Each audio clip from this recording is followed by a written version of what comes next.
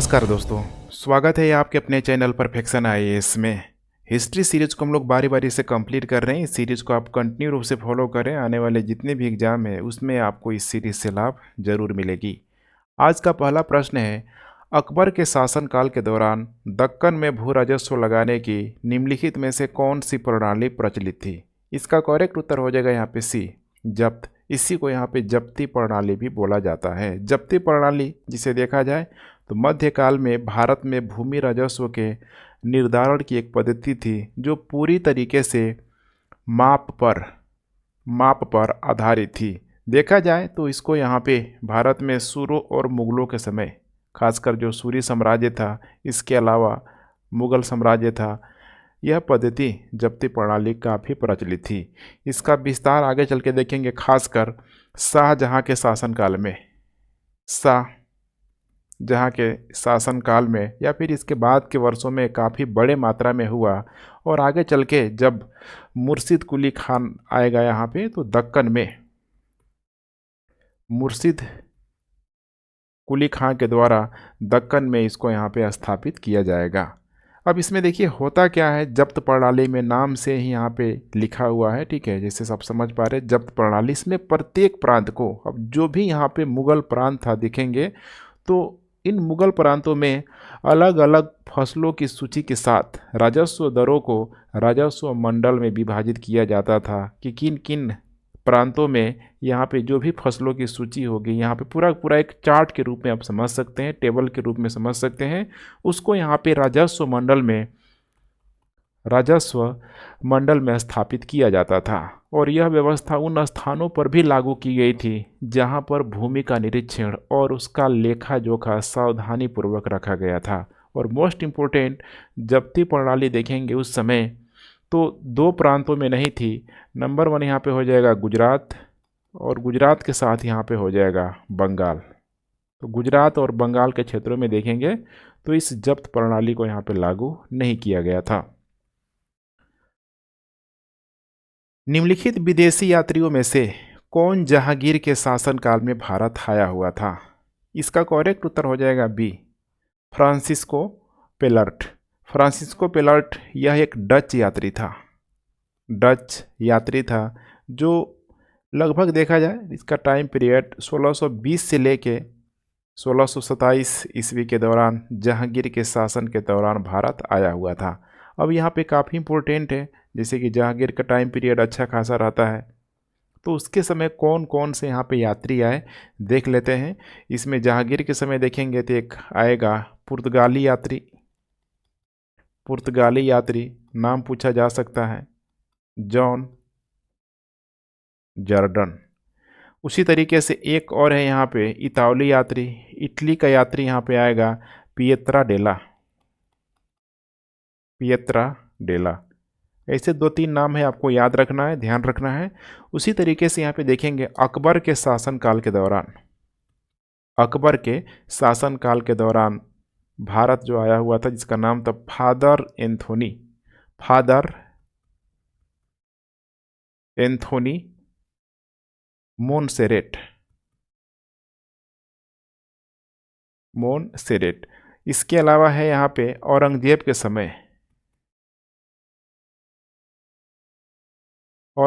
समय आएगा यहाँ पे इतालवी यात्री होगा निकोलो, बहुत फेमस नाम है निकोलो मनुची। और यहाँ पे देखेंगे एक यात्री और आएगा औरंगजेब के समय ही, यहाँ पे देखेंगे एक चिकित्सक के रूप में जिसका नाम था फ्रेंकोइस बर्नियर।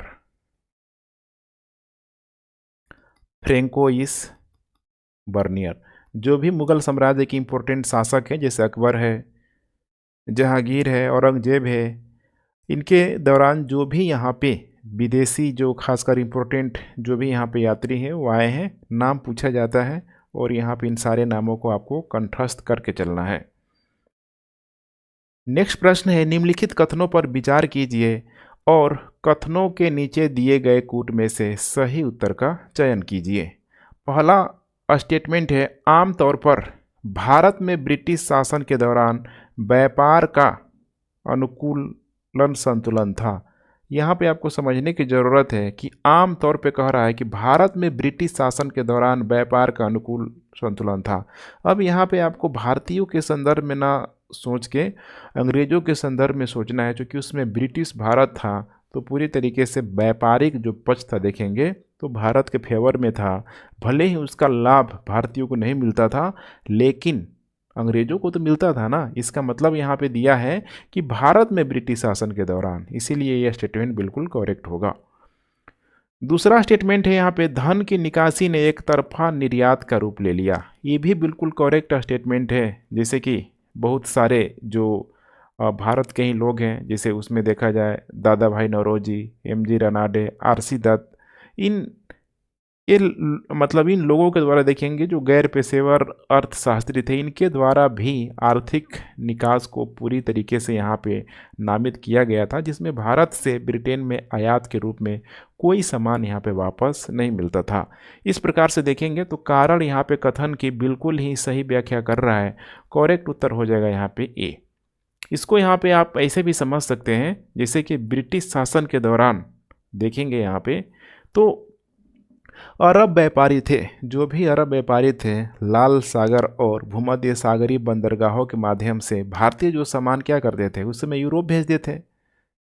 उस समय देखेंगे तो भारत की हिस्सेदारी आपको जान के बड़ी आश्चर्यजनक लगेगा कि भारत की हिस्सेदारी विश्व अर्थव्यवस्था में देखेंगे तो 24.5% के आसपास थी। देखिए कितना बड़ा परसेंटेज था अभी के समय में, और उस समय के अंतर को आप समझने का प्रयास कीजिए। आमतौर पे देखेंगे तो ब्रिटिश शासन के दौरान भारत का व्यापार संतुलन अनुकूल था, क्योंकि भारत का आयात और निर्यात पर पूरी तरीके से ब्रिटेन का कंट्रोल हुआ करता था। इसीलिए अधिकांश विदेशी व्यापार केवल ब्रिटेन तक ही सीमित था, जबकि शेष आधे को देखा जाए यहाँ पे इधर से ब्रिटेन जाता था। लेकिन पूर्वी क्षेत्रों में देखेंगे, खासकर जो पूर्वी तट है, इन सारे क्षेत्रों से देखेंगे श्रीलंका हो गया, चीन हो गया, इसके अलावा इधर पश्चिमी यहाँ पे फारस की खाड़ी जैसे अन्य देशों के साथ यहाँ पे व्यापार किया जाता था। और औपनिवेशिक काल में कोई यहाँ पे डाउट ही नहीं है कि भारत एक बड़ा निर्याता के रूप में मौजूद था। जैसे कि कपड़ा, चीनी, मसाले, नील, कालीन, सब यहाँ पे ठीक है भारत किसी न किसी रूप में निर्यात करता ही करता था। और 18वीं शताब्दी के उत्तरार्ध में संसाधनों और धन का भारत से इंग्लैंड को बिना किसी समान लाभ के हस्तांतरण की शुरुआत हुई, और इसी को यहाँ पे पूरी तरीके से दादा भाई नौरोजी, एम.जी. रनाडे, आर.सी. दत्त जैसे लोगों के द्वारा इसको धन निकासन के रूप में यहाँ पे बताया गया। इस प्रकार देखेंगे तो करेक्ट उत्तर यहाँ पे सही हो जाएगा ए ही। और एक बात और इसमें मैं अगर जोड़ दूँ कि 1869 में जब यहाँ पे स्वेज नहर यहाँ पे खुल गया, तो उस समय परिवहन लागत देखा जाए ठीक है काफ़ी हद तक यहाँ पे कंट्रोल में आ गया यहाँ पे, और बड़े मात्रा में फिर से भारत से कच्चे माल का यहाँ पे निर्यात किया जाने लगा, और तैयार माल का भारत पूरी तरीके से आयातक बन गया। कुल मिला के कह सकते हैं कि एक विशाल निर्यात के माध्यम से जो भी अधिशेष बचा वो उससे अंग्रेजों को ही यहाँ पे लाभ मिला। ऋग्वेद के कई प्रसंगों में वर्णित अघन्या नाम का उल्लेख किसके लिए किया गया है? काफ़ी फेमस प्रश्न है। देखिए अघन्या का मतलब है यहाँ पे ठीक है ऋग्वेद में खासकर बताया गया है कि किसी भी परिस्थिति में गायों को क्या करना है, नहीं मारना है। इसीलिए इसका संबंध यहाँ पे हो जाएगा सी। करेक्ट उत्तर हो जाएगा यहाँ पे सी। अघन्या का संबंध यहाँ पे गाय से हो जाएगा। किस में बताया गया है, बहुत इंपॉर्टेंट है, ऋग्वेद में।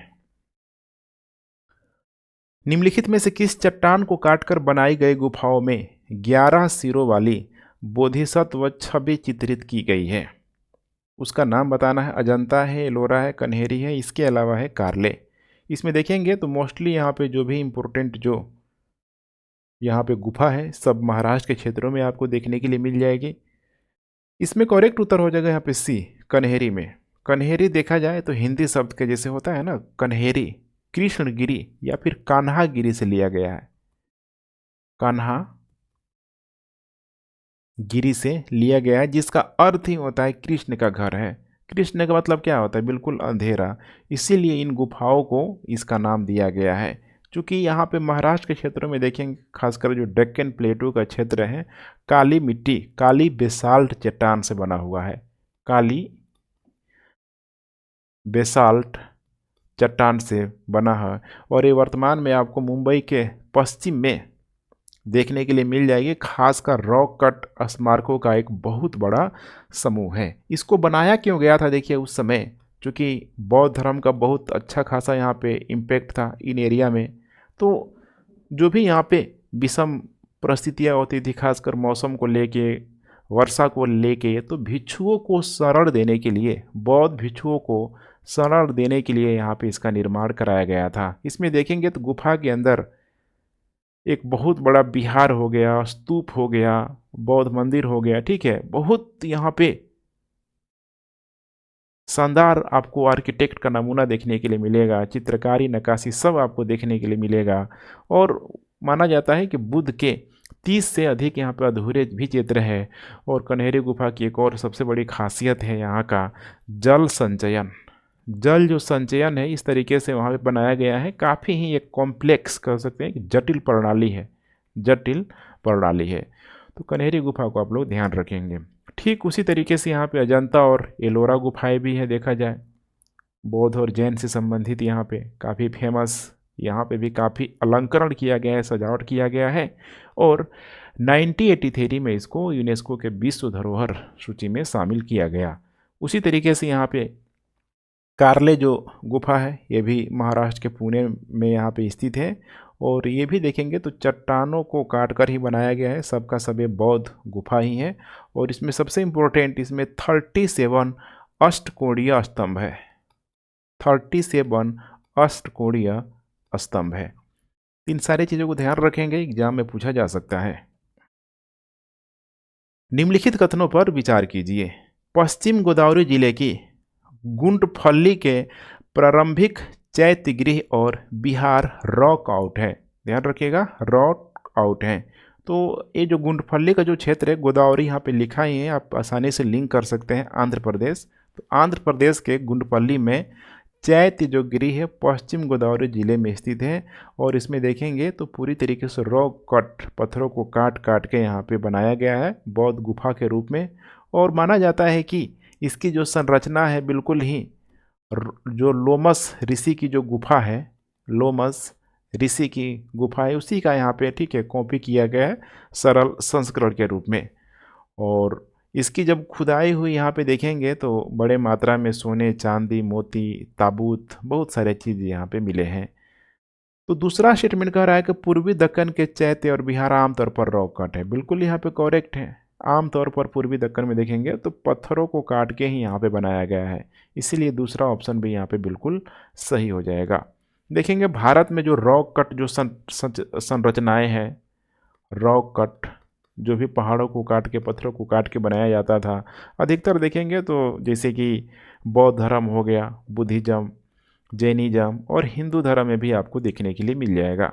जैसे कि बिहार का सबसे बड़ा एग्जाम्पल है, रॉक कट का जो एग्जाम्पल है, बिहार की जो बराबर गुफाएं हैं, बराबर गुफाएं सबसे पुरानी रॉक कट गुफाएं हैं। उसी तरीके से पश्चिमी दक्कन में गुफाएं, ऐसे ही आपको प्रश्न देखने के लिए मिल जाएंगे। तो करेक्ट उत्तर हो जाएगा यहाँ पे सी, 1 और 2 दोनों ही सही है। निम्नलिखित में से कौन बराबर पहाड़ी गुफाओं के बारे में सही नहीं है? बराबर पहाड़ी गुफाओं के बारे में सही नहीं है। बराबर पहाड़ी पर कुल 4 गुफाएं हैं, बहुत ही इंपॉर्टेंट है। देखेंगे बोध गया के आसपास, ठीक है, लगभग वहीं से 40 किलोमीटर दूर आपको देखने के लिए मिल जाएगा। 4 जो गुफाएं हैं, इसका नाम कितने बार पूछा जाता है? 4 जो गुफाएं हैं, नंबर 1 है यहाँ पे करण चौपर गुफा, करण चौपर गुफा, लोमस ऋषि गुफा, अभी मैंने चर्चा भी किया था, लोमस ऋषि गुफा। तीसरा यहाँ पे हो जाएगा सुदामा और चौथा हो जाएगा यहाँ पे विश्वकर्मा गुफा। तो यहाँ पे आपको देखने के लिए मिल जाएगा बराबर की पहाड़ियों में 4 गुफाएं, सबका सब नाम आपको ध्यान में रख के चलना है। अशोक के शिलालेख 3 गुफाओं की दीवारों पर पाए जाते हैं, अशोक के द्वारा जो बनाया गया है, ठीक है, बिल्कुल ये भी यहाँ पे करेक्ट है, 3 गुफाओं के। दीवारों पर। इन शिलालेखों से हमें इन गुफाओं के आजीविकों के प्रति समर्पण की जानकारी मिलती है। बिल्कुल सही है, आजीविक संप्रदाय आपको ध्यान होगा मखली गोसाल के द्वारा इस संप्रदाय की यहाँ पे स्थापना की गई थी, तो उसके भी बारे में हमें यहाँ पे जानकारी मिलती ही मिलती है। आपको ध्यान रखना है आजीवक संप्रदाय की जब भी बात यहाँ पे आती है, तो जैसे कि बौद्ध और जैन धर्म का उदय हुआ था, बौद्ध और जैन धर्म का क्यों यहाँ पे उदय हुआ था? सबसे बड़ा उदय होने के कारण था इनकी विचारधारा, और दूसरी क्या था यहाँ पे इनका जो जो भी आइडियोलॉजी था, और दूसरा था यहाँ पे सोशल एक्सेप्टेंस, समाज के द्वारा इनको स्वीकारा गया। उसी तरीके से देखेंगे तो बौद्ध और जैन के पहले भी बहुत सारे विचारधाराएं आई, जैसे कि यहाँ पे ठीक है आजीवक संप्रदाय के द्वारा मखली गोसाल के द्वारा यहाँ पे स्थापना की गई थी। वैसे ही हो जाएगा यहाँ पे ठीक है, और चरवाक के द्वारा यहाँ पे हो जाएगा लोकायत संप्रदाय की। ऐसे आपको कुछ विचारधाराएं देखने के लिए मिलेगी जो उस समय यहाँ पे बड़े मात्रा में तो उसका प्रचार प्रसार नहीं हुआ, लेकिन फिर भी कुछ न कुछ उसका आज वर्तमान में चर्चा जरूर मिलती ही मिलती है। अब यहाँ पे देखिए दिया हुआ है कि ये शिलालेख 6वीं शताब्दी ईसा पूर्व के। अब खुद सोचिए 6वीं शताब्दी ईसा पूर्व में बौद्ध और जैन धर्म का यहाँ पे उदय हो रहा है, और यहाँ पे लिंक किया जा रहा है अशोक से, तो 6वीं शताब्दी ईसा पूर्व क्या हो सकता है? ये बिल्कुल क्या होगा, गलत होगा। तो डी ऑप्शन यहाँ पे करेक्ट है, रटने की जरूरत नहीं, बिल्कुल आपको कॉन्सेप्ट के माध्यम से समझने की कोशिश करना है। करेक्ट उत्तर हो जाएगा डी। 6वीं शताब्दी ईसा पूर्व में मत्स्य महाजनपद कहाँ स्थित था? मत्स्य महाजनपद बहुत आसान है, करेक्ट उत्तर हो जाएगा यहाँ पे बी, राजस्थान।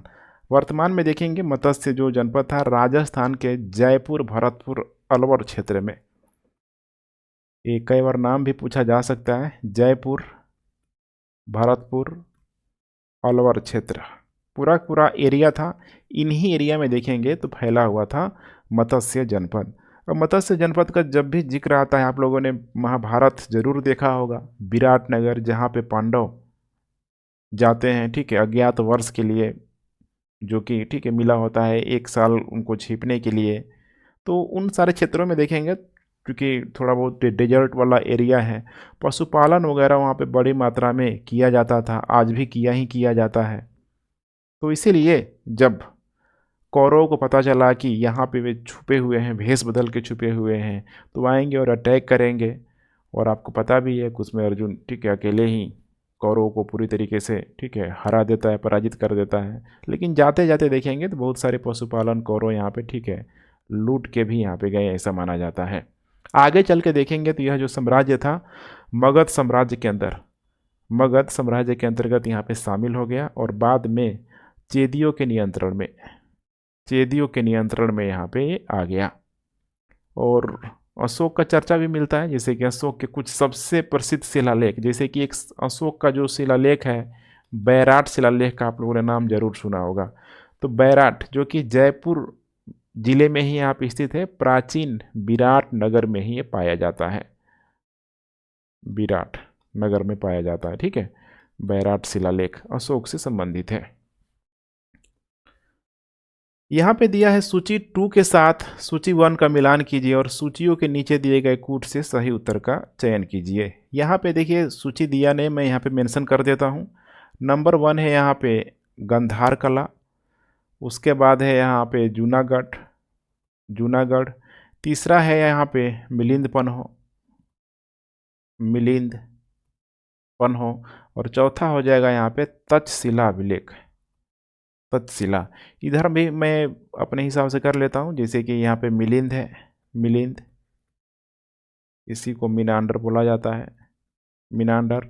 उसके अलावा हो जाएगा पतिक, तीसरे में हो जाएगा यहाँ पे कुषाण, चौथे में हो जाएगा यहाँ पे रुद्रदमन, रुद्रदमन। अब यहाँ पे आपको लिंक करना है, एक तरफ यहाँ पे दिया हुआ है कला और दूसरी तरफ देखेंगे यहाँ पे तो ढेर सारा नाम दिया है। तो जैसे गंधार कला की जब भी बात आती है यहाँ पे, तो गंधार कला आपको पता है कि बौद्ध मूर्ति कला की ही एक शैली के रूप में आई हुई थी आगे चल के, ठीक है। मतलब देखा जाए तो हेलेनिस्टिक कला से ही इसको यहाँ पे शामिल किया गया था गंधार कला को, जो भारत के खासकर उत्तर पश्चिम भागों में विकसित हुआ था। और उस समय देखेंगे तो कुषाणों का काफ़ी हद तक कंट्रोल यहाँ पे हो चुका था। कुषाण राजवंश के दौरान यह काफ़ी बड़े मात्रा में पनपा और उसी समय मथुरा कला भी देखेंगे तो कुषाण कला के समकालीन में भी फैला हुआ था या फिर गंधार कला के समकालीन यहाँ पे फैला हुआ था। गंधार कला ने रोमन कला से कई रूपांकन और तकनीकों को भी यहाँ पे शामिल भी किया था, इसीलिए ठीक है उसको हेलेनिस्टिक कला भी बोला जाता है। लेकिन अब यहाँ पे शासकों से संबंधित दिया हुआ है तो गंधार कला को बड़े रूप में संरक्षण दिया कुषाणों के द्वारा, तो इसीलिए यहाँ पे हो जाएगा ए का देख पा रहे 3 हो जाएगा, 1 2 3 4, यहाँ पे ए बी सी डी में मेंशन कर देता हूँ। उसके बाद है यहाँ पे दिया हुआ जूनागढ़ शिलालेख। रुद्रदमन आपको याद होगा, रुद्रदमन जो प्रथम था उसी का जो जूनागढ़ शिलालेख देखेंगे तो संस्कृत भाषा में मौजूद है और उसमें उल्लेख किया गया था कि चंद्रगुप्त मौर्य के द्वारा, जो उसका राज्यपाल था पुष्यगुप्त, किस प्रकार से गिरनार में सुदर्शन झील का निर्माण कराया था। और इसकी खोज 1822 में मोस्ट इम्पोर्टेंट यहाँ पे सवाल पूछा जा सकता है, कर्नल जेम्स रीड के द्वारा, कर्नल जेम्स रीड के द्वारा यहाँ पे खोजा गया था। तो जूनागढ़ का संबंध यहाँ पे हो जाएगा रुद्रदमन से, काफ़ी इम्पोर्टेंट शासक यहाँ पे हो जाएगा रुद्रदमन। उसके बाद है यहाँ पे मिलिंद पन्हो। आपको याद ही होगा मिलिंद पन्हो एक बौद्ध ग्रंथ है जहाँ बौद्ध भिक्षुक नागसेन और जो यूनानी शासक मिनांडर होता है उन लोगों के बीच संवाद किया गया है और उसको पाली भाषा में लिखा गया है। तो मिलिंद पन्हो का संबंध हो जाएगा यहाँ पे मिनांडर से। और तक्षशिला शिलालेख, तक्षशिला शिलालेख ध्यान रखिएगा, इसका संबंध यहाँ पे हो जाएगा पथिक से, यहाँ पे हो जाएगा क्योंकि तक्षशिला को देखेंगे तो बिल्कुल ही अरमाइक शिलालेख में, अरमाइक जो लिपि होती है अरमाइक शिलालेख में यहाँ पे लिखा गया है और यहीं पे एक संगमरमर के टुकड़े पर लिखा गया यह भी एक शिलालेख है और इसकी खोज यहाँ पे की गई थी जॉन मार्शल के द्वारा, जॉन मार्शल के द्वारा। माना जाता है कि लगभग यह 260 बीसी के आसपास अशोक के द्वारा ही यहाँ पे लिखवाई गई होगी और इसी को यहाँ पे अक्सर देखा जाए तो अशोक के लघु शिलालेख के रूप में वर्गीकृत किया जाता है। तो काफ़ी इंपॉर्टेंट है, ध्यान रखेंगे। नेक्स्ट है यहाँ पे जौनपुर राज्य का अंतिम शासक कौन था। देखिए इसका उत्तर तो यहाँ पे हो जाएगा हुसैन शाह। हुसैन शाह ही यहाँ पे जौनपुर का अंतिम शासक था। अगर हम लोग जौनपुर राज्य की बात करते हैं बहुत ही इंपॉर्टेंट हो जाता है। जौनपुर राज्य की जो देखिए स्थापना हुई थी, स्थापना 1934 ईस्वी में, और ये कब तक चला, 1934 नहीं होगा, 1394 होगा। और ये कब तक चला ये बहुत इंपॉर्टेंट है, 1479 ईस्वी तक चला। वर्तमान में देखेंगे तो उत्तर प्रदेश में ये क्षेत्र मौजूद है पूरी तरीके से। और यहाँ पे जो वंश था ये बहुत इंपॉर्टेंट है। जौनपुर का आप लोग नाम सुना होगा, सरकी वंश, सरकी वंश बहुत फेमस। अब इसमें कुछ इंपॉर्टेंट शासक हैं, जैसे कि नंबर 1 हम लोग बात करें मुबारक शाह। मुबारक शाह के द्वारा यहाँ पे 1399 में सत्ता संभाली गई और अपने शासनकाल के दौरान इस राज्य को, ध्यान रखिएगा ठीक है, एक मल्लू इकबाल नामक का आएगा और इसको पुनः प्राप्त करने का प्रयास करेगा। 1402 में इसकी यहाँ पे मृत्यु हो जाती है। उसके बाद आएगा यहाँ पे इब्राहिम शाह। इब्राहिम शाह, इसके शासनकाल में जौनपुर राज्य देखेंगे बिल्कुल अपने पीक पर था और वह मुबारक शाह का ही देखेंगे तो छोटा भाई था, छोटा भाई था। और एक बार इसने पूरी तरीके से दिल्ली तक मार्च किया, काफ़ी इंपॉर्टेंट है अभी ठीक है। और उसने इस्लामी शिक्षा के लिए कई कॉलेजों की स्थापना की। इब्राहिम सी काफ़ी मोस्ट इम्पोर्टेंट शासक हैं। और 1440 में इसकी मृत्यु के बाद इसका सबसे बड़ा बेटा उसका उत्तराधिकारी बना। अब उसके बाद देखेंगे तो आएगा यहाँ पे महमूद शाह आएगा। महमूद शाह तो माना जाता है कि इसने दिल्ली पर आक्रमण कर दिया था, ध्यान रखिएगा, दिल्ली पर आक्रमण कर दिया था, लेकिन बहलोल लोदी ने इसको यहाँ पे हराया था।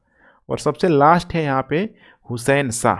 हुसैन शाह 1458 में बहलोल लोदी के साथ माना जाता है कि इसने शांति वार्ता किया था 4 साल के लिए, लेकिन 1478 में पुनः इसके द्वारा दिल्ली पर आक्रमण करने का प्रयास किया गया और यह यमुना नदी तक माना गया है ठीक है, पहुंच गया था, लेकिन वह हार गया और अंतिम में हुसैन शाह बंगाल भाग गया और जहां अलाउद्दीन हुसैन शाह ने उसको यहाँ पे शरण दिया था।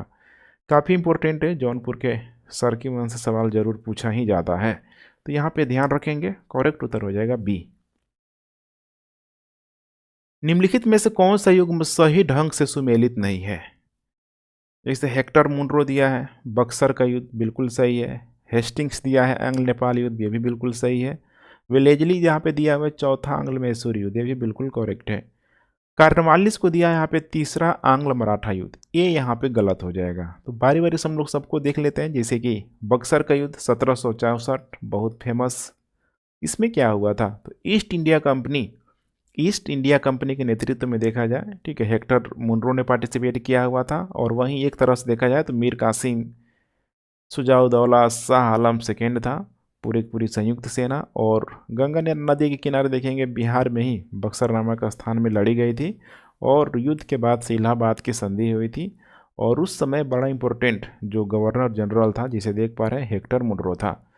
उसके बाद है यहाँ पे एंग्लो नेपाल युद्ध, आंग्ल नेपाल युद्ध के नाम से भी जाना जाता है। टाइम पीरियड की बात करें तो 1814 से लेकर 1816 के बीच हुई थी। और ईस्ट इंडिया कंपनी के नेतृत्व में देखेंगे तो लॉर्ड हेस्टिंग्स था। और यहाँ पे नेपाल की तरफ से देखेंगे तो, ठीक है, थापा लोग थे, भक्ति थापा नाम का, ठीक है, नेपाली नेतृत्व करता था। और अंत में चल के यहाँ पे सुगौली की संधि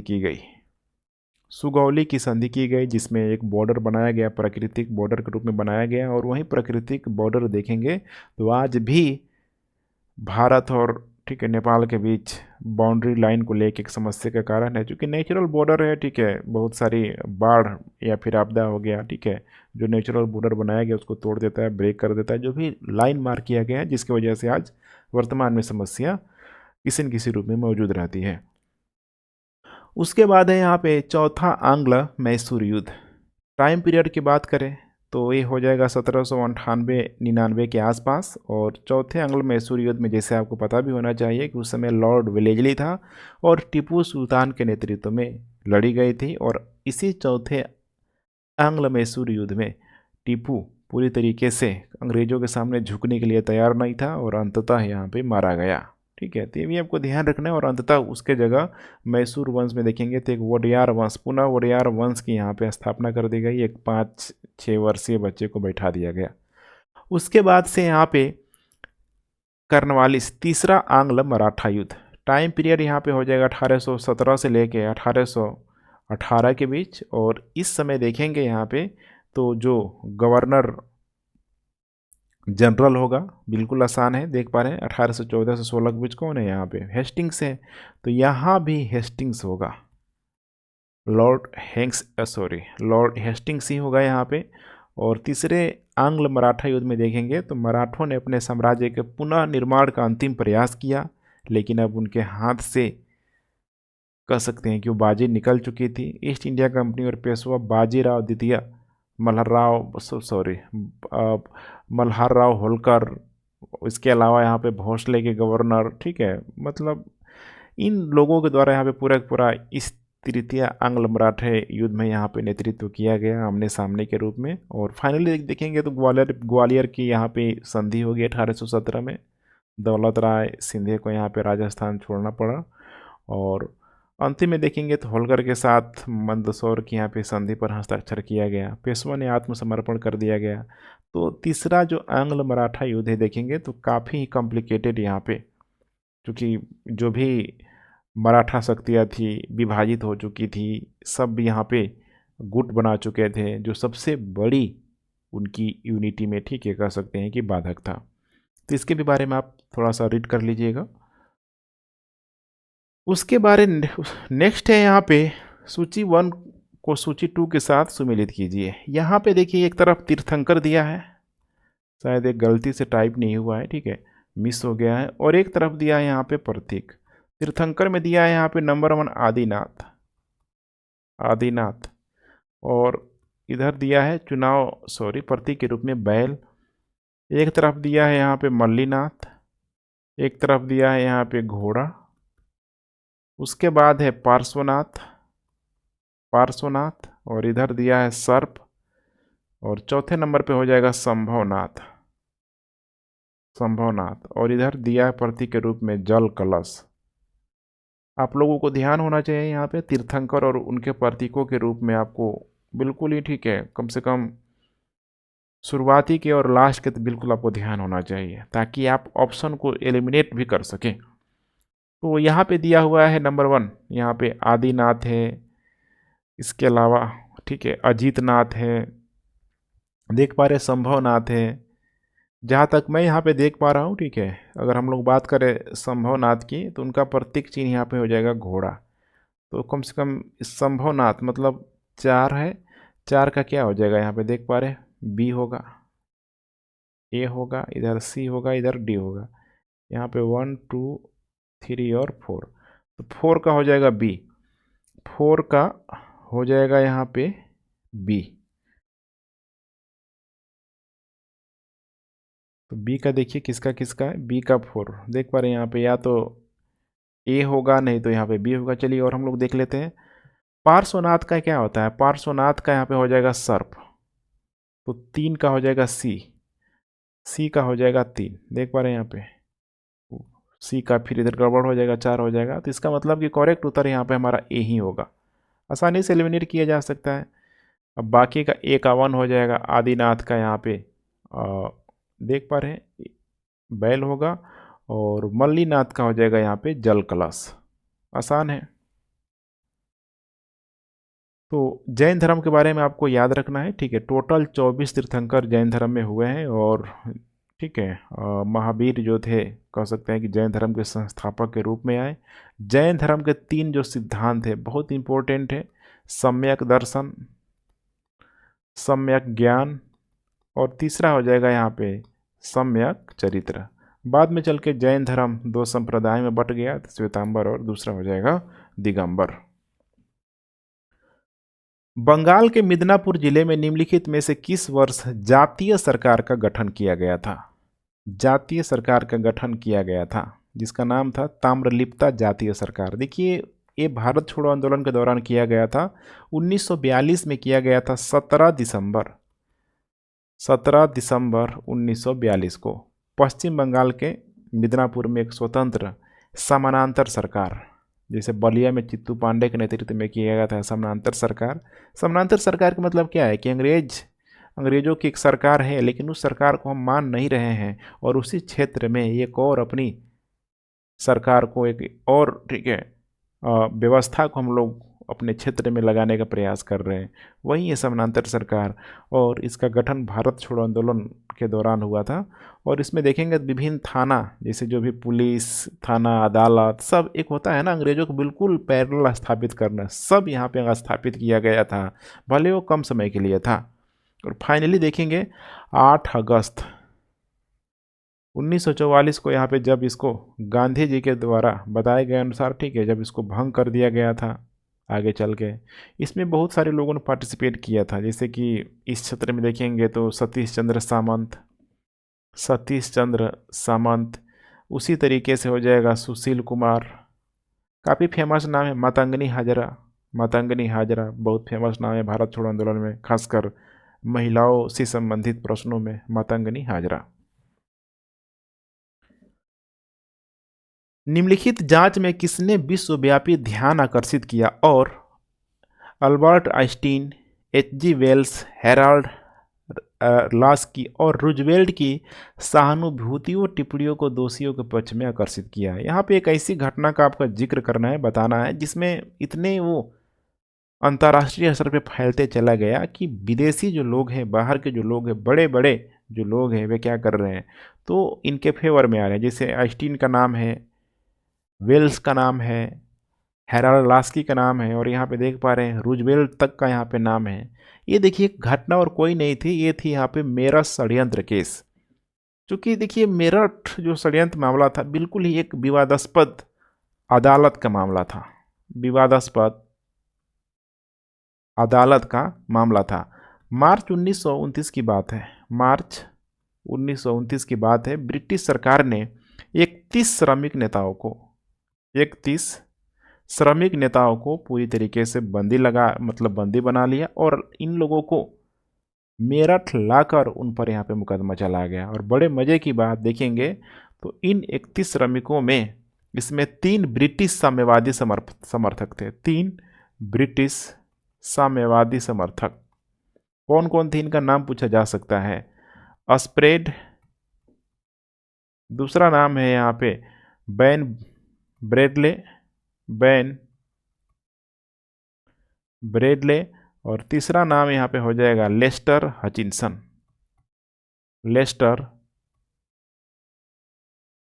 हचिनसन।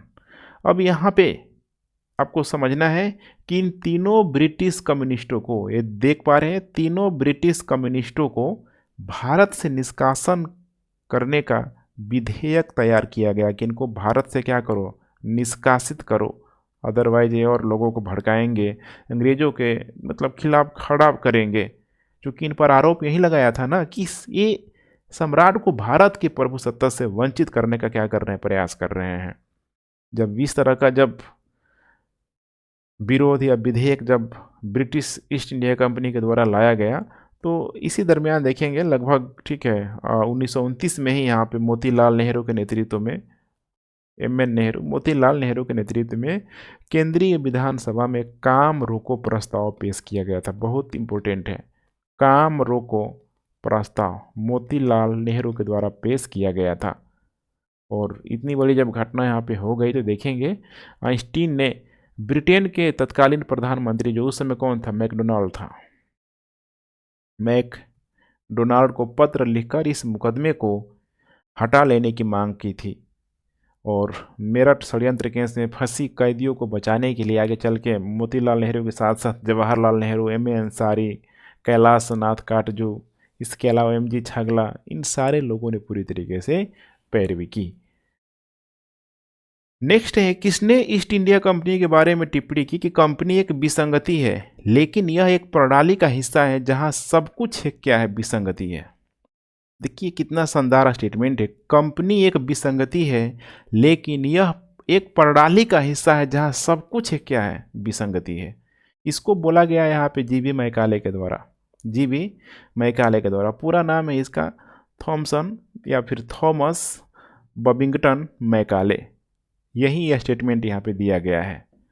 क्योंकि आपको ध्यान होगा इसी के द्वारा यहाँ पे अंग्रेजी शिक्षा को भारत में लादा गया, थोपा गया। और अंग्रेजी शिक्षा को तो इसने लादा ही लादा। आपको ये भी इम्पोर्टेंट मतलब ध्यान रखना है, जब 1833 का जो चार्टर अधिनियम जब पारित हुआ तो उस समय देखेंगे तो गवर्नर जनरल की काउंसिल में ये विधि सदस्य भी बना हुआ था, विधि सदस्य। तो इंडियन पैनल कोड की आज आईपीसी जो भी आप पढ़ते हैं, आईपीसी सब इस मैकाले के द्वारा ही यहाँ पे लिखा गया था। उस समय पूरी टीम होती थी, तो मैकाले को यहाँ पे पूरा ठीक है कंट्रीब्यूशन दिया जाता है। और इसी के द्वारा 1835 में अंग्रेजी शिक्षा को यहाँ पे लाया गया। भारतीय शिक्षा मैग्ना कार्टा भी जिसे कहा जा सकता है, ठीक है। और एक चीज़ और आपको ध्यान रखना है कि 1835 में जब अंग्रेजी शिक्षा व्यवस्था को लाया गया तो इसके द्वारा मिनट ऑन इंडिया एजुकेशन शीर्षक से, ठीक है, मतलब प्रकाशित किया गया, minute on Indian education, Indian education शीर्षक से प्रकाशित किया गया।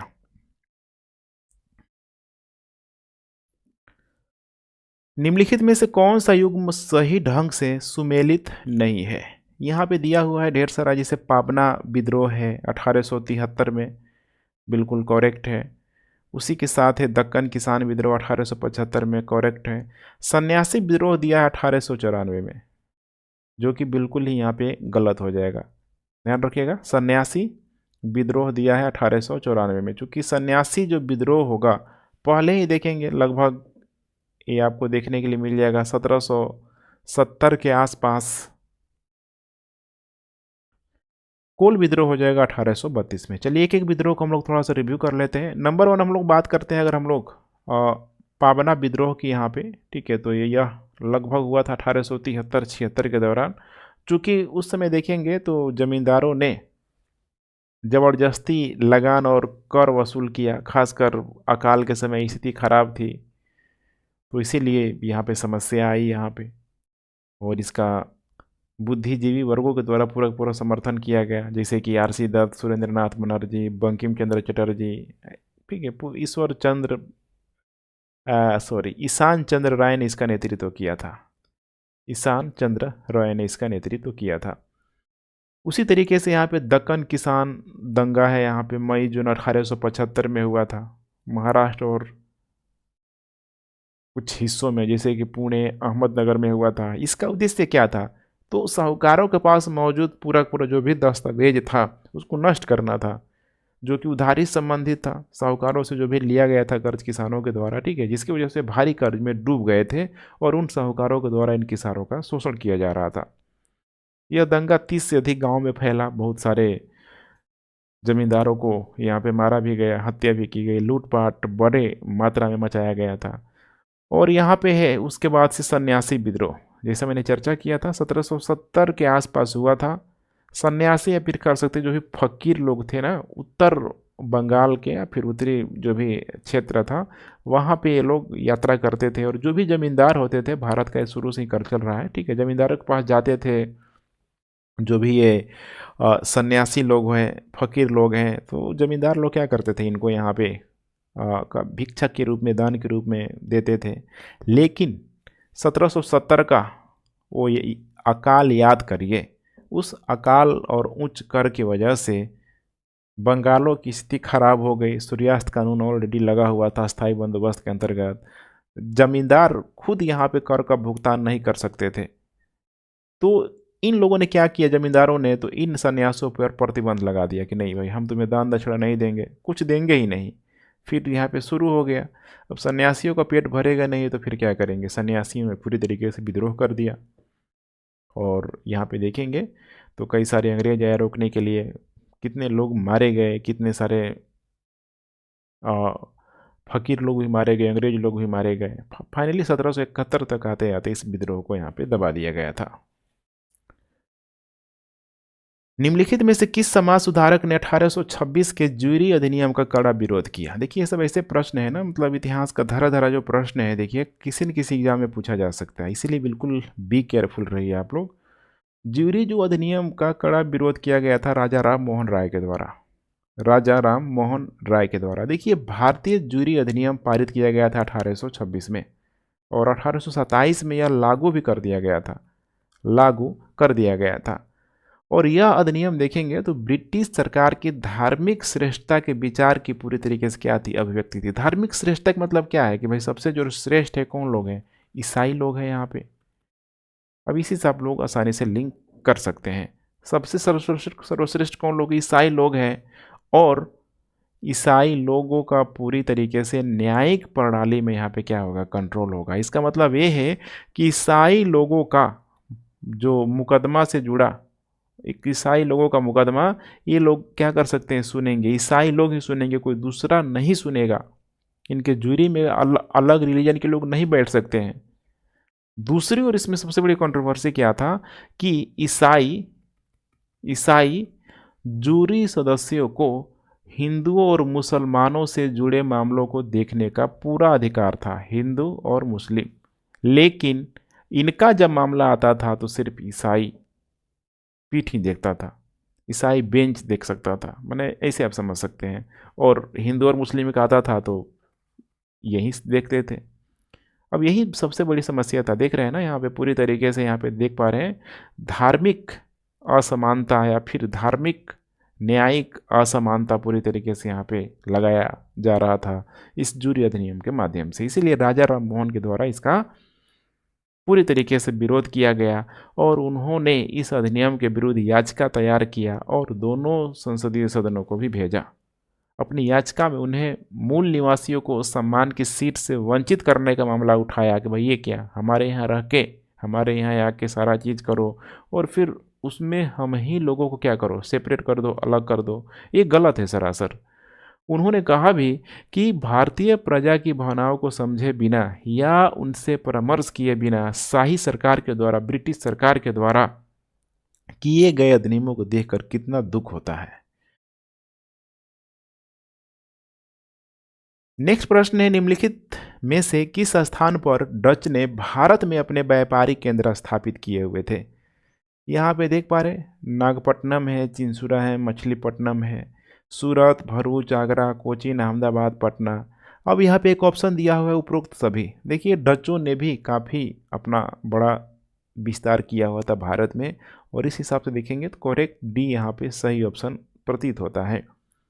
डचों की बात करते हैं। 1602 में नीदरलैंड की कंपनी है, नीदरलैंड, ठीक है, उस समय हॉलैंड भी आता था, ध्यान रखिएगा, ठीक है। तो नीदरलैंड की यूनाइटेड ईस्ट इंडिया कंपनी का गठन किया गया और डच सरकार ने भारत सहित ईस्ट इंडीज में पूरब की तरफ व्यापार करने की इनको भी अनुमति दिया। डच लोग आया और 1605 में आंध्र प्रदेश के मछलीपट्टनम में अपना पहला कारखाना स्थापित किया। बाद में इनके द्वारा कई सारे व्यापारिक केंद्रों की स्थापना की गई, कोंकण में, मालाबार तट, कोरोमंडल तट, सूरत, बंगाल। इसके अलावा देखेंगे, ठीक है, तो आगे चल के ये लोग लगभग 1656 के आसपास पुर्तगालियों से सिलोन क्षेत्रों पर विजय प्राप्त कर लिया, उनसे वो जगह छीन लिया। 1671 तक आते आते मालाबार तट पर पुर्तगाली किलों को भी पूरी तरीके से कंट्रोल कर लिया। धीरे धीरे देखेंगे तो पुर्तगालियों ने मद्रास, दक्षिण भारत में नागापट्टनम पर कब्जा कर लिया और दक्षिण भारत में अच्छा खासा इन लोगों के द्वारा कंट्रोल किया गया। तो काफ़ी सारी वस्तुएं ये कह सकते हैं कि आयात निर्यात करते थे, जैसे इनका बड़ा जो श्रेय था कपास को लेके, कपड़ा को लेके, नील हो गया, रेशम हो गया, चावल, अफीम, ठीक है। काफ़ी अच्छा यहाँ पे देख पा रहे हैं ना, कॉम्पिटिटर के रूप में डचों ने पुर्तगालियों को बहुत अच्छे तरीके से पीछे किया था। निम्नलिखित में से किसने स्वतंत्रता पूर्व के भारत में केंद्रीय विधानसभा में स्वराज पार्टी का समर्थन किया हुआ था? देखिए स्वराज पार्टी का जो समर्थन किया था, आपको जान के बड़ी अतिशयोक्ति होगी, जिनका नाम है M.A. जिन्ना, मोहम्मद अली जिन्ना। इनके द्वारा स्वतंत्रता पूर्व भारत के केंद्रीय विधानसभा में स्वराज पार्टी का यहाँ पे समर्थन किया गया था। अब स्वराज पार्टी के बारे में जान लेंगे। स्वराज पार्टी की जो स्थापना किया गया था 1923 में मोतीलाल नेहरू और चित्तरंजन दास के द्वारा किया गया था। काफ़ी बुजुर्ग लोग थे उस समय। माना जाता है कि ब्रिटिश उपनिवेशवाद को भीतर से लड़ने और औपनिवेशिक राज्य को जवाबदेह बनाकर भारत के लोगों को एक जिम्मेदार और उत्तरदायी सरकार देने के लिए यहाँ पे इसका गठन किया गया था। और इस पार्टी के गठन ने कांग्रेस के उन नेताओं को अनुमति दी जो चुनाव लड़ने के लिए सरकार के या फिर ठीक है, मतलब ब्रिटिश ईस्ट इंडिया कंपनी का जो भी ढांचा था, संवैधानिक ढांचा था, उसमें पार्टिसिपेट करना चाहते थे। और कारण यही था यहाँ पे स्वराज पार्टी का गठन हुआ। असहयोग आंदोलन को जब भी यहाँ पे वापस लिया गया, ठीक है, तो आपको ध्यान होगा भारत सरकार अधिनियम उस समय 1919 भी यहाँ पे आया हुआ था।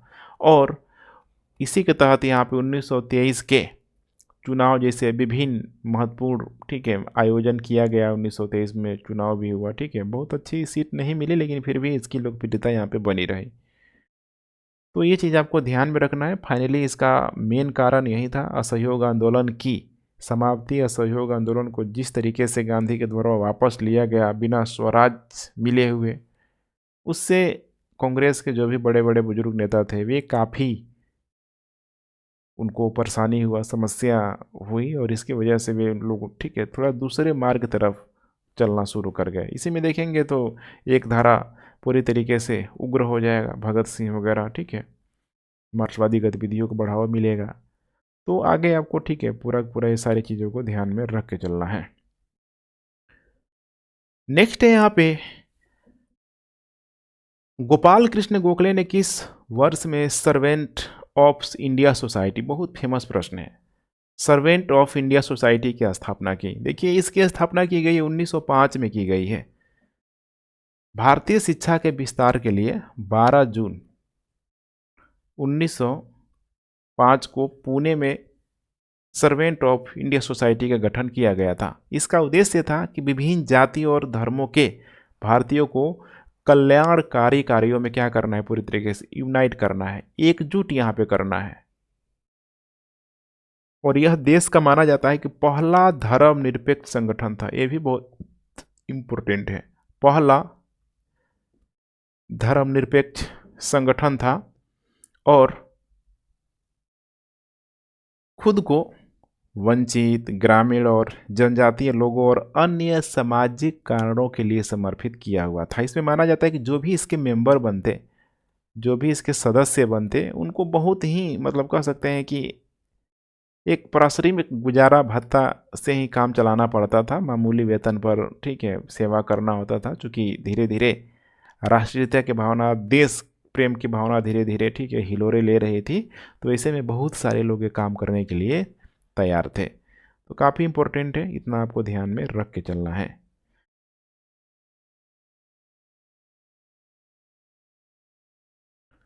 नेक्स्ट है, वारंगल में 1303 में काकतीय शासकों की सेना ने किसकी सेना को यहाँ पे पराजित किया हुआ था। तो यहाँ पे 1303 में देखिए, काकतीय शासकों की सेना ने जिसको पराजित किया था, अलाउद्दीन खिलजी की सेना को। क्योंकि पहली बार 1303 में अलाउद्दीन खिलजी के द्वारा दक्षिण विजय करने के लिए यहाँ पे भेजा गया। और उस समय जो शासक था, काकतीय जो शासक था, जिसका नाम था प्रताप रुद्रदेव के द्वारा करीमनगर जिले के उपरापल्ली में अलाउद्दीन खिलजी के सैनिकों को यहाँ पे पराजित किया गया। अब अलाउद्दीन खिलजी तो अलाउद्दीन खिलजी था, मानने वाला था नहीं। फिर दोबारा ये 1310 ईस्वी में देखेंगे तो मलिक कफ्यूर के नेतृत्व में एक नई सेना के साथ इसने पुनः वारंगल पे काकतीय शासकों पे, ठीक है, वहाँ पे धावा बोलने के लिए बोला। और फिर वही था, मलिक कफूर आएगा, सैन्य रणनीति को अपनाएगा, पूरी तरीके से घेरा डालेगा, और फाइनली यहाँ पे प्रताप रुद्रदेव को आत्मसमर्पण करना पड़ेगा। फिर वही आत्मसमर्पण करेगा और राजस्व देने का वादा करेगा, कोहिनूर हीरा भी दे देगा। लेकिन आगे चल के जब देखेंगे 1318 में अलाउद्दीन खिलजी की मृत्यु हो जाएगी, तो प्रताप रुद्रदेव पुनः राजस्व देने से मना कर देगा। अब यही समझना है ना कि देखिए, दिल्ली सल्तनत में कोई शासक बैठता तो उसके पास से, ठीक है, कहीं से भी रेवेन्यू आता, अगर वो शासक चेंज भी होता ना, तो फिर उस रेवेन्यू को जरूर वो खोजता कि भाई यहाँ से तो आ रहा था पहले, अब नहीं आ रहा है। यही हुआ जब मना कर दिया प्रताप रुद्रदेव ने अलाउद्दीन खिलजी की मृत्यु के बाद से कि हमें रब राजस्व नहीं देना है। तो यहाँ पे लगभग 1323 ईस्वी के आसपास एक वहाँ दिल्ली सल्तनत में नया शासक आ गया था, गयासुद्दीन तुगलक, ठीक है। गयासुद्दीन तुगलक आया और फिर इसने आके वारंगल पर कंट्रोल कर लिया, कब्जा कर लिया। तो गयासुद्दीन तुगलक का जो पुत्र था, ध्यान रखिएगा, उलुग खां,